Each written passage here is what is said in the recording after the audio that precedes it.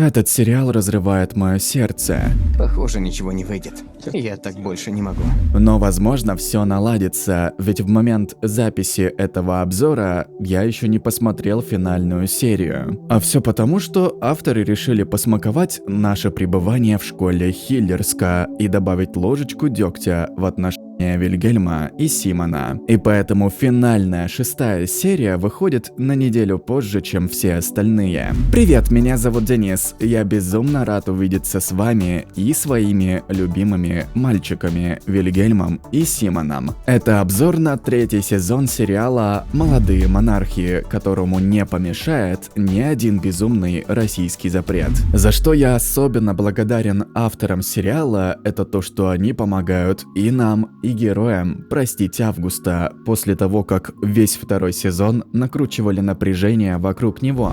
Я хочу, чтобы все закончилось. В начале 1-й серии Август, королевская семья и Симон приходят к мировому соглашению. Август продает свое родовое поместье и выплачивает Симону и Вильгельму крупную моральную компенсацию. И суть даже не в деньгах, а в том, что его поместье было последним наследством от его умершего отца. И для меня это достаточный повод, чтобы забыть и простить грехи Августа. Но только для меня. Для мамы Симона этого недостаточно. Я приехала в Швецию не за тем, чтобы учить детей брать взятки. И ее можно понять. Ее сын пережил тонны негатива после слива порно-ролика. Но ей приходится принять мировое соглашение, потому что адвокат Августа ловко использует тот факт, что и сам Симон не ангелочек. В 1-м сезоне он продавал в школе лекарства отца. И это здорово, ведь любое действие должно иметь последствия, вне зависимости от того, как мы относимся к героям. Хотя последствия в виде домашнего ареста Симона от его разбушевавшейся мамы меня не сильно радует. Все-таки хочется видеть больше милых сцен между парочкой, а их жестоко ограничили. Так что все милости и шалости возможно лишь во время и между пар. Но это не все ограничения, которые ждут наших главных героев. В целом, ограничения вышли на новый уровень. И в этом сезоне мы особенно сильно погрузимся в жизнь самой школы Хиллерска. Знакомых нам третьекурсников в этом сезоне ждет выпускной, и поэтому они вовсю готовятся к нему, предвкушая празднование. Но нашумевшее выступление Вильгельма в финале 2-го сезона, в частности его пренебрежительное отношение к устаревшим традициям монархии, привлекло внимание и к традициям школы Хиллерска. Поэтому журналисты вовсю копают и раскапывают грязное белье бывших учеников.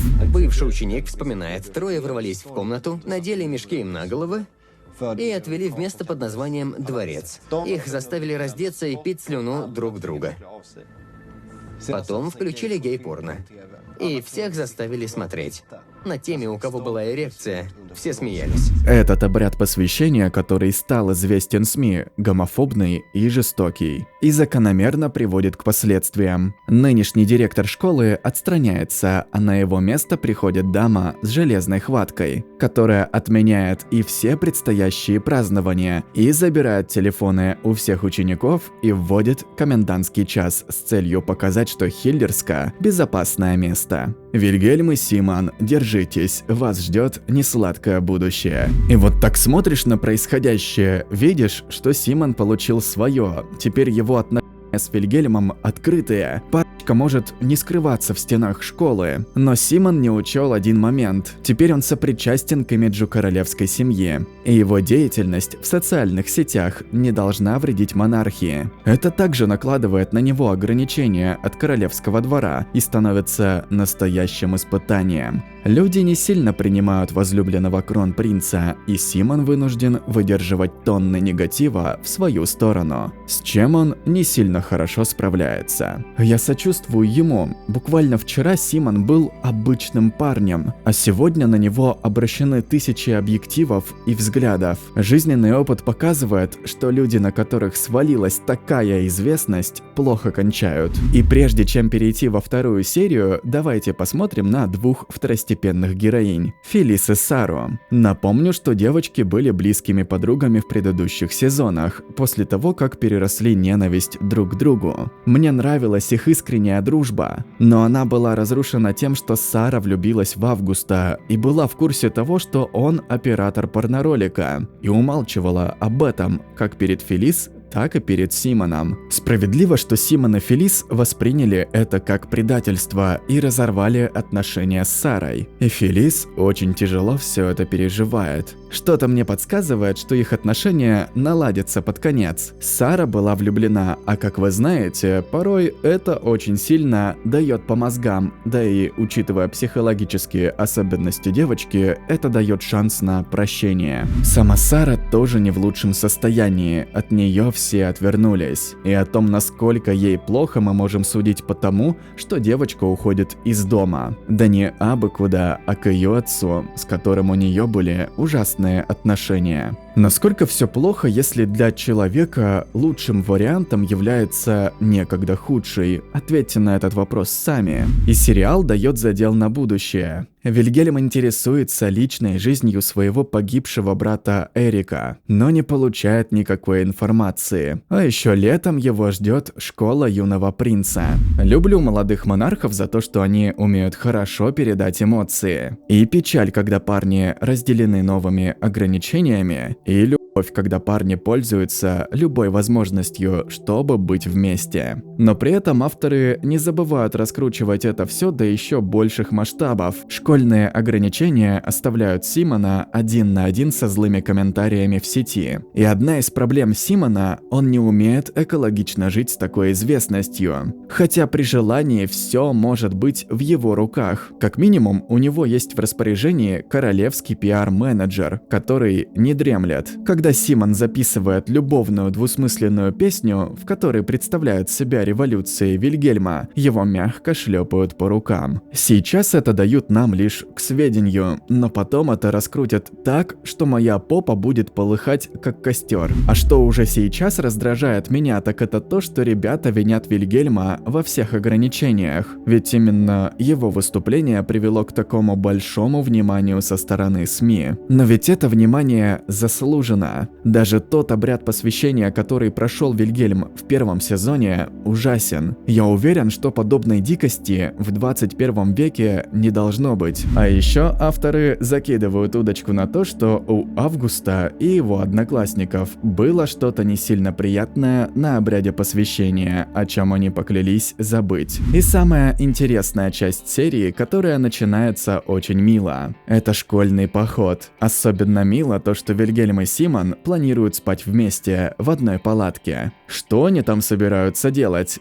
Очень интересно. Но все это быстро заканчивается, когда ребятам сообщают, что в палатке нужно заселиться по трое. Но это не так печально, потому что ребята очень классно проводят время, даже без любимых телефонов, а под конец Вильгельм и Симон ругаются. К ребятам из Хиллерска присоединяется другая школа, обычная, муниципальная, в которой учатся друзья Симона. И при обсуждении летних планов друг Симона делится тем, что все лето планирует работать. Но и Вильгельм будет работать, учиться в школе принцев. Для Симона это не работа, ведь Вильгельму по праву рождения досталось все просто так. А Симону и его друзьям приходится грызться за кусок хлеба. И к слову, именно поэтому Симон не любит монархию и проповедует социализм. Это его право любить или не любить монархию, но зачем пить кровь любимому человеку? Да и в целом зачем его принижать? Да, жизнь Вильгельма кардинально другая. Его работа – быть принцем и в будущем королем. Но он ничем не хуже и не лучше ни Симона, ни его друзей. И тем временем Сара налаживает отношения с отцом. Он даже меняется ради нее, забывает про свои зависимости. Надолго ли? Ведь в предыдущие сезоны он не подавал знаков адекватности. Есть еще одна вещь, которой я не уделил внимания в предыдущих сериях. Это плохое состояние мамы Вильгельма. Настолько плохое, что сериал недвусмысленно намекает, что Вильгельму, скорее всего, в ближайшем будущем будет нужно занять место мамы. Эта серия вызывает состояние дежавю. Вспоминается первый сезон и то подвешенное состояние, когда Эрик, брат Вильгельма, погиб. И самое главное в этом всем то, что пусть и королевская семья живет в шоколаде, но обычные человеческие проблемы не обходят их стороной и переживаются так же тяжело вне зависимости от количества денег и известности. В тот же момент серия будто бы противопоставляет страдания парней. Вильгельм мучается из-за здоровья мамы, а Симон из-за свалившегося на него чана дерьма в виде известности и злобных комментариев в сети.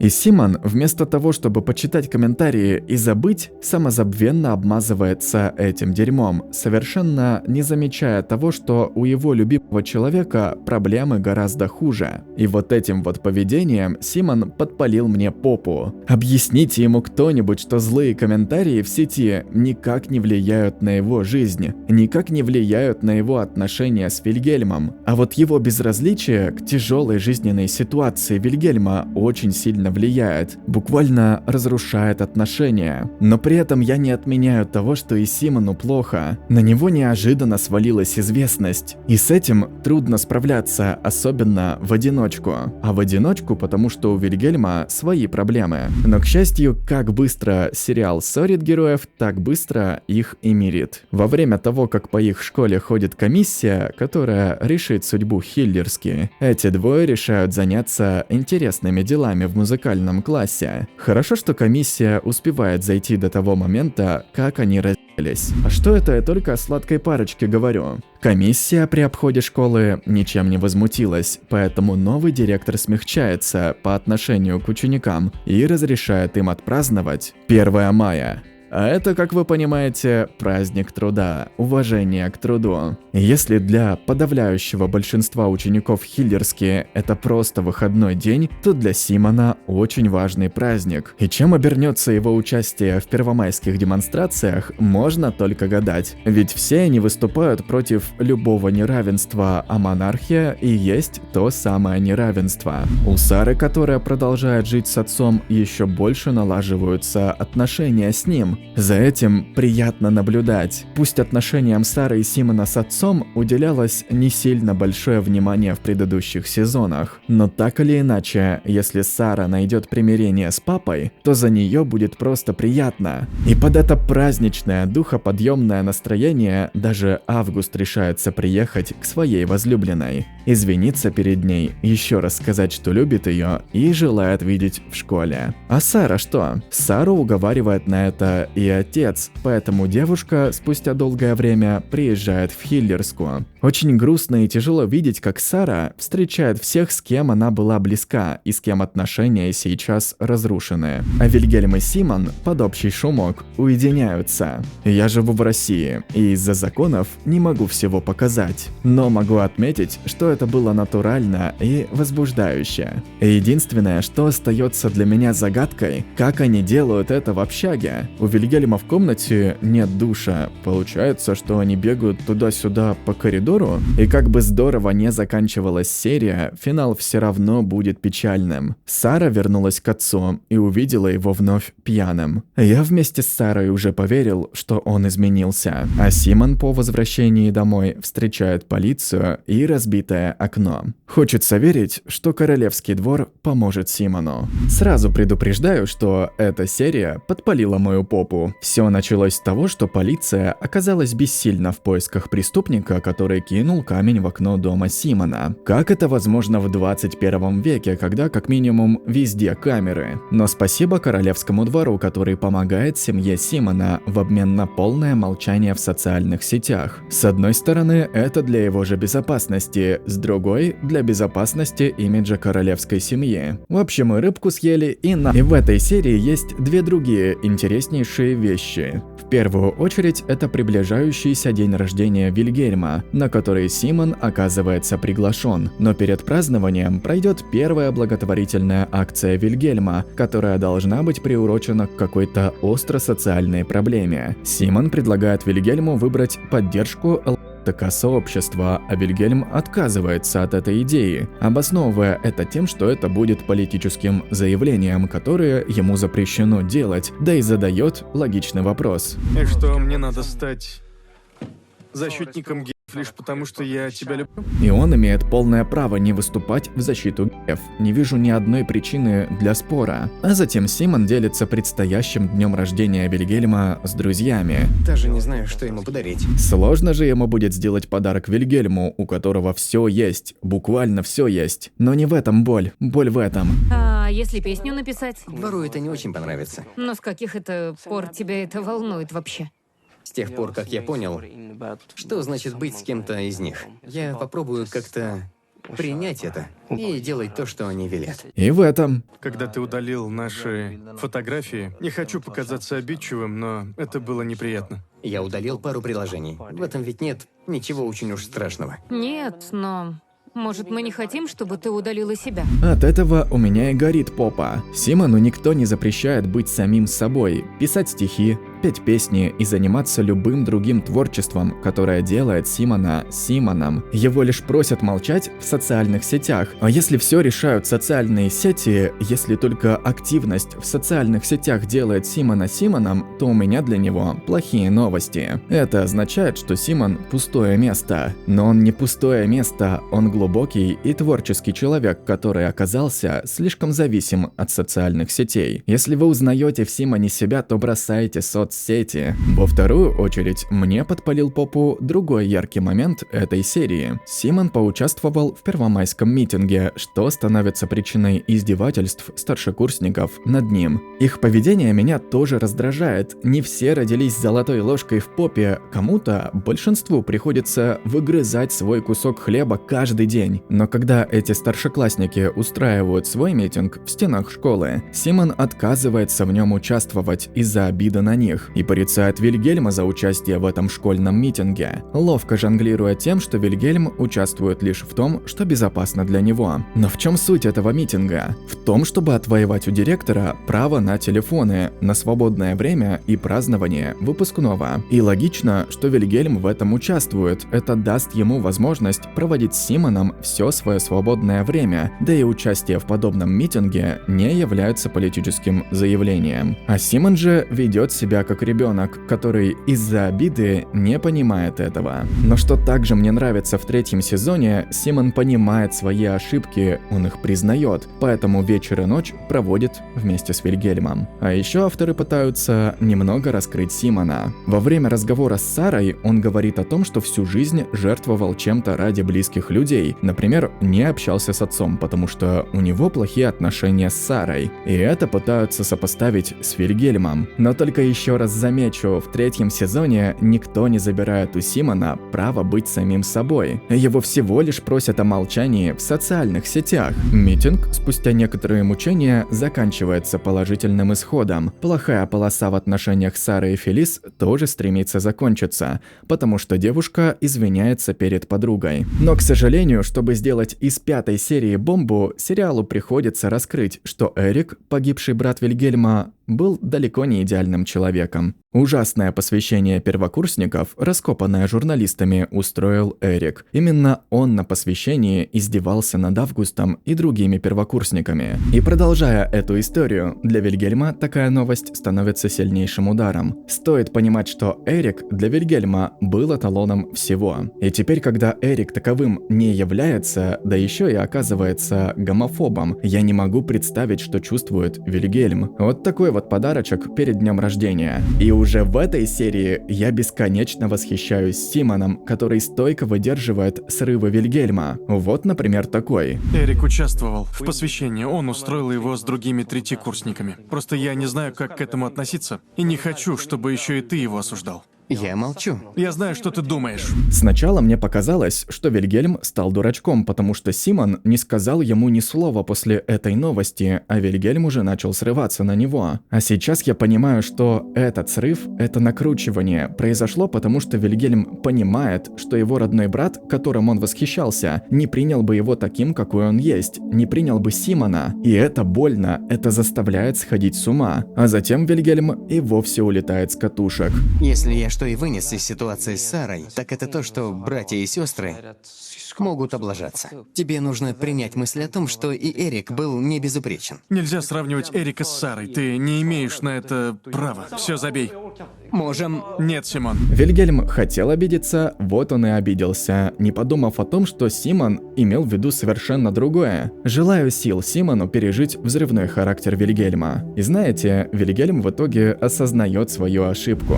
Извини, все пошло не так. Мне очень жаль. Я очень хочу, чтобы ты завтра пришел. Но я пойму, если ты передумаешь. Но я бы на месте Симона предложил Вильгельму засунуть в одно место такие никчемные извинения. Но Симон и здесь заставляет меня восхищаться им. Несмотря ни на что, он очень мило поздравляет Вильгельма с днем рождения. С днем рождения тебя. Как ты сюда вошел? Пришлось подкупить малин. Если утром тебе никто не споет, то это совсем не похоже на день рождения. Загадаешь желание? Такие простые моменты дорогого стоят. И затем начинаются официальные церемонии. Сначала благотворительный прием, на котором не происходит ничего примечательного, кроме того, что Симона очень жалко. Он так одиноко ждет, когда Вильгельм со всеми пообщается. Да и в целом, все эти королевские празднования не для Симона, который прямо об этом говорит Вильгельму, на что получает очередной срыв. Просто мне кажется, что мне тут не место. Обстановка что-то не очень. В смысле не место? Ты мне здесь нужен. А мне каково, по-твоему? Я так переживал за маму, и вот мы встретились, а все идет просто ужасно. Но если тебе так уж плохо, можешь уезжать. Валяй. Я понимаю Вильгельма, его день рождения проходит ужасно из-за того, что мама безостановочно вспоминает об Эрике. Но есть единственная вещь, которую я не могу понять. Зачем срываться на близкого человека? В такой трудной ситуации они должны быть опорой друг для друга, но таковыми не становятся. И как описать тот срыв, который произошел у Вильгельма в финале, я не имею понятия.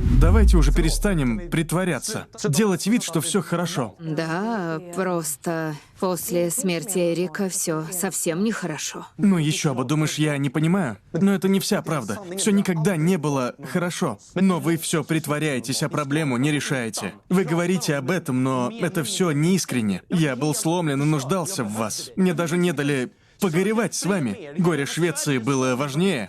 Вас заботило лишь то, как я выгляжу в роли кронпринца. Хотя быть единой семьей намного важнее. Не так-то и просто быть тебе и мамой, и начальником. Я это заметил. У тебя не выходит ни одно, ни другое. Он прав, его мама перестала быть его мамой, когда погиб Эрик. Ему требовались любовь, внимание и забота, когда умер его близкий человек. Но мама ему не дала этого. И все это напряжение, которое копилось в нем целых 2 сезона, вышло наружу. Очень жаль, что и Симон попал под горячую руку, что приводит к их разрыву.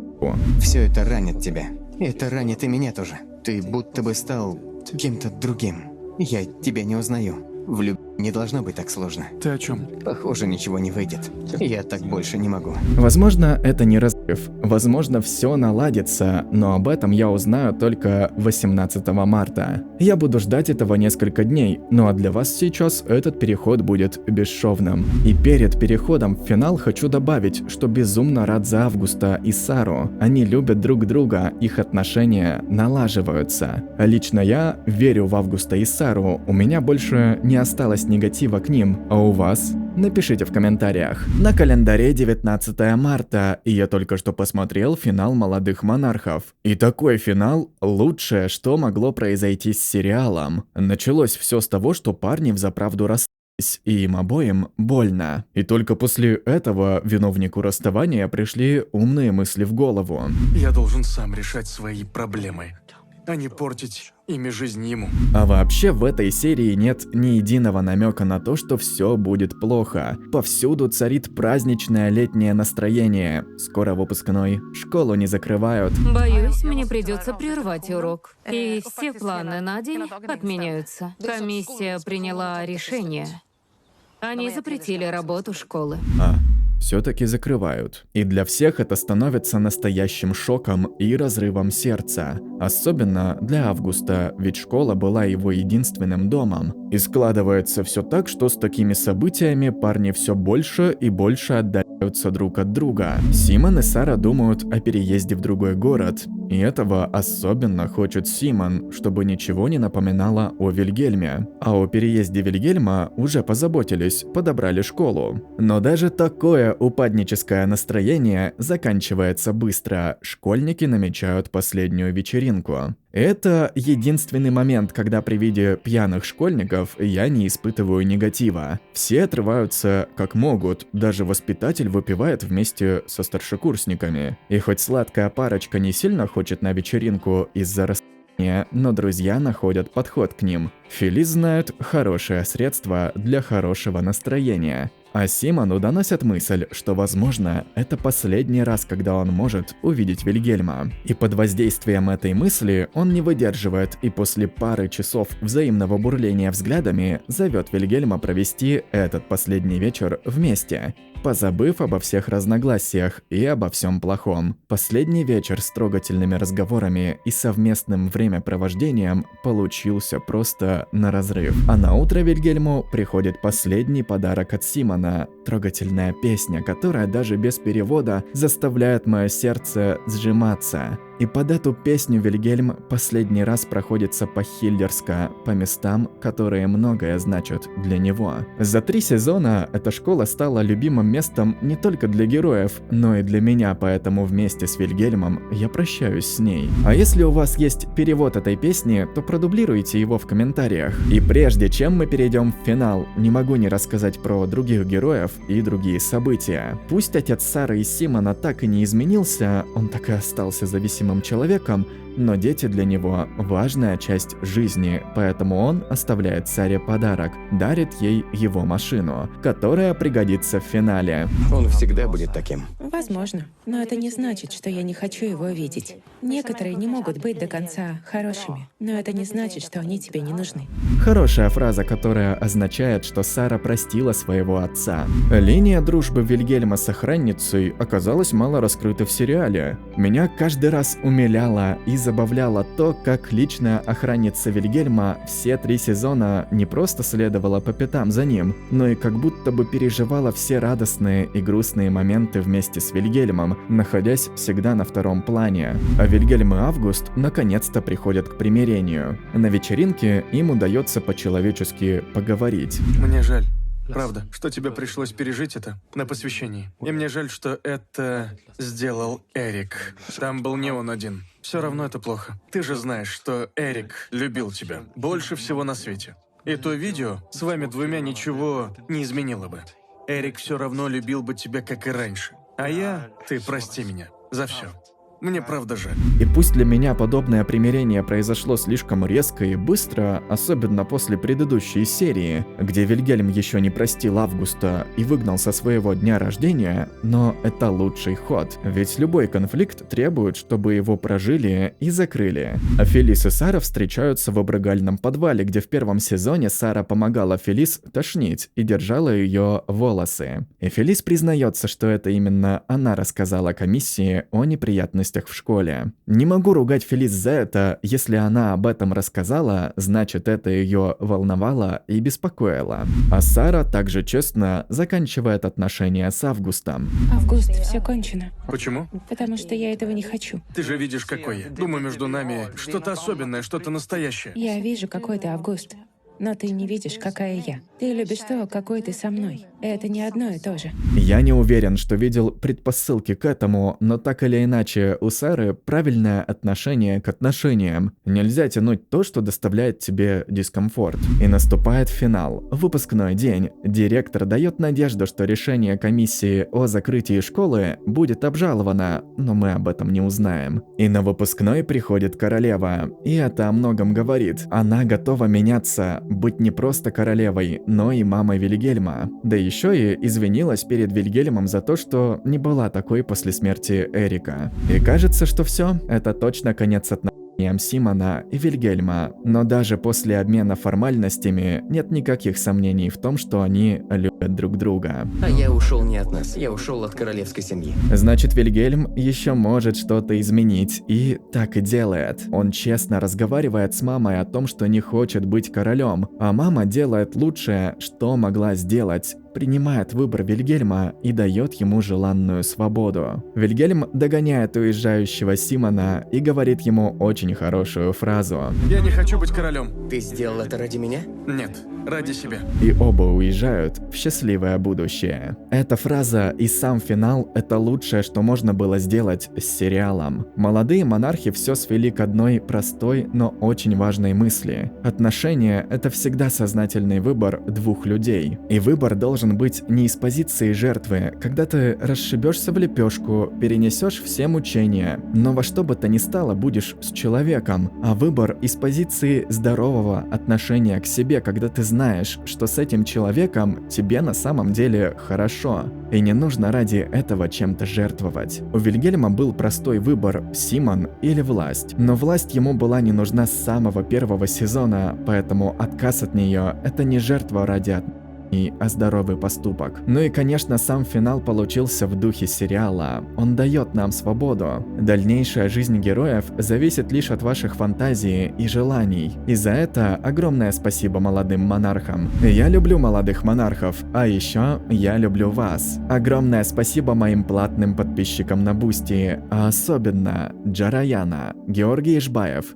Максим Устинов, Алексей Нор, Владислав Ташкент, Александр, Денис Кузнецов и Тех. Вы оказываете огромную поддержку. Если вы, как и я, находитесь под впечатлением от конца сезона и сериала, то предлагаю вам посмотреть документальный фильм о молодых монархах. Он вас порадует. «Молодые монархи» — это сериал о любви, о разных ее видах. И сериал говорит о том, что любовь не всегда бывает легкой, но она меняет нас, учит правильно относиться к себе и к другим людям. Спасибо большое за просмотр. Меня зовут Денис. Я обожаю вас. Мы последний раз встретились на «Молодых монархах», но это точно не наш с вами конец. До встречи. Пока-пока. Пока.